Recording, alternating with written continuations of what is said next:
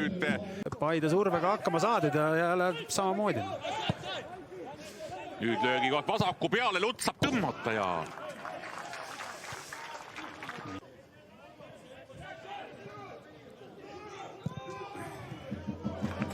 nüüd oli täitsa asjamoodi asi, mille Vassiuk teele saatis.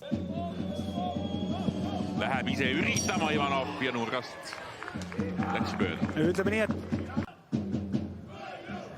no nüüd õnnestub Kaljul hästi. Nii ja saavad edasi lükata ka ja selle mängu parim löögikoht oli Vassiukil. Enda kontrolli alla sai. Männilaan! Aga jälle üks hea näide sellest, et palli või. Miller paneb küll käe õlale, aga Vassiukilt saab pall teele. Ja siis saab minna Soona löögile, aga tõrje. Rabral veel päris ohtlikult niimoodi kahlas selle jalaga sealt, et ta arvestas tal endal tegelikult kollane all. Ja Ivanov väga pikalt saab vedada. Ja me võime öelda, et loogiliselt tuli. No tahtsin just, minu esimene mõte oli see, et nüüd see oli juba aja küsimus. Sest tegelikult sarnaseid olukordi kordus juba mitu tükki, et tegelikult see ei erinenud väga palju sellest, kui Vassiuk palliga tõusis ja ka sinna Soonole andis, et nüüd samamoodi ja kui eelmine Jarju sai näpud vahele, siis nüüd nii ristnurka, et ega seal väga midagi vist Jarjul enam teha ei olnud. Paide siis ütleme vasaku keskkaitse ja nüüd on muidugi jah, seal Nigula nii palju sees, et temast veel antakse nagu välja see pall, aga noh ikkagi, et nii kaua on aega, kontroll, teha täpselt see liigutus ära, mida ta teha tahab. Ja muidugi ärme nagu võta midagi ära, et fantastiline löök sinna ette üles, et väravahil on seda väga, seda tulebki kiita. No tundus, et seal oli väike rebimine ka. Aga siin nagu järjest... Nii, Padomoosil pall jala peale, nüüd tõmbab parema peale ja saab lüüa ja latti. See oli nii ebaloogiline kõik, mis ta seal tegi, et... Ja Luts veel oma vasakuga. Ikkagi Paide surub kõrgelt ja siis minnakse sellel põhjusel kiiremini ettepoole ja...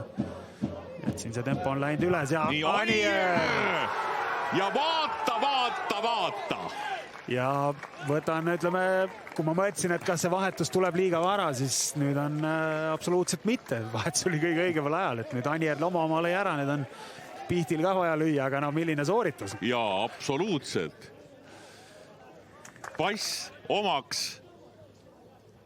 ja alla nurka. Aga siin ka ikka käsi käib suu ees, räägitakse. Aga siit kaugele jäävad, et ütleme siin... Vist on esimesed puuted jah, Anieril ja muidugi see vasakuga nagu sinna posti kõrval, et tegelikult sarnane olukord oli ju küll vähemate puudetega oli Lutsul ja siis sai nagu räägitud sellest, et see on täiesti koht, kust nurka lüües võib väravaht hädas olla ja Anier tõesti nii. Nii, Anier saab palli maha võetud, Piht spurdib, Ojamaa tuleb teisest äärest, Christopher Piht, Henri Anier ja latti! Läbi saad. Piht ja võidab palli ja võetakse maha. Ja nüüd on äkki teine. Jah, mängu algul kohe ja nüüd mängu lõpus, et nii et oli see kõik. Ja nüüd on kõik, jah.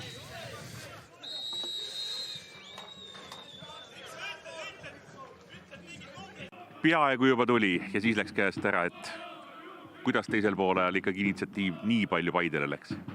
Ja eks ta natuke võib psühholoogiline efekt on, et olime juhtimas ja siis mida aeg edasi hakkad mõtlema, et rohkem seisu hoidmise peale ja kaitsmise peale ja Paide pani natuke vinti juurde.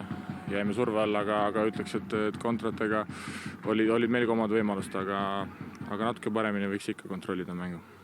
Tabelis olete teisel kohal ja ometigi kuidagi vaadatakse selle pilguga, et näed, et ei tule või kuidagi jube raskelt tuleb, et tundub sulle ka, et see kõik on kuidagi natuke nagu balansist väljas? ma arvan, et siin on lihtne vastus, et loevad punktid, et hooaja lõpus loeme punktid kokku ja siis vaatame, kas tuli raskelt või mitte, seda ei huvita keegi.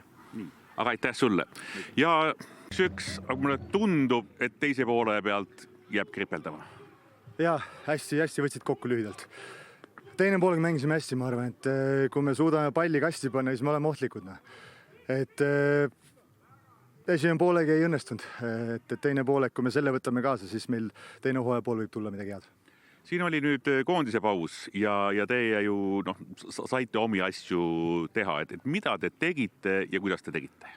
Jaa, see nädal, mis selle Kalju mängul eelnes nüüd, nagu ikka, Tarmol ei ole olnud palju aega nagu meeskonnaga võib-olla niisugust pikka nädalat trenni teha, et nüüd tasapihde saab oma ideid ellu viia ja ma usun, meeskond võtab selle kõike hästi vastu, et ma ütlen, veel on vara ja meil on see hooaeg üle kivide käinud olnud, aga ma olen harjunud läbi elu neid raskeid hetki taluma ja ma usun, me tuleme siit välja meeskonnana, et nagu mainisid, et teine poolega oli head ja positiivselt kaasa võtta, et me peame jõudma vastase kasti ja peame solid ise olema kaitses, et me ei tohi lasta väravaid, iga mäng peaaegu kuidagi laseme, et peame kaitse saama kõvaks ja siis ees tekib võimalusi nagunii. Nii, aga aitäh sulle praegu ja saame ka Henri Berki kutsuda